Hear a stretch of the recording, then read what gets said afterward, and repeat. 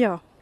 Eli se, että mä koin ton transformaatioprosessin viime vuonna ja kaikki palaset loksahti paikalleen.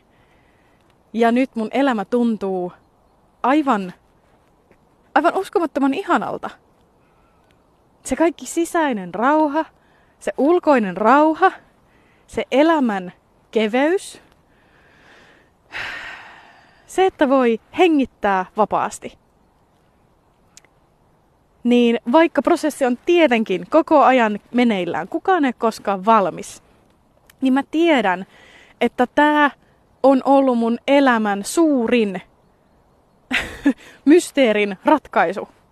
Ja se, millaista elämää mä oon nyt pystynyt alkamaan luomaan, niin tää on aivan uskomatonta.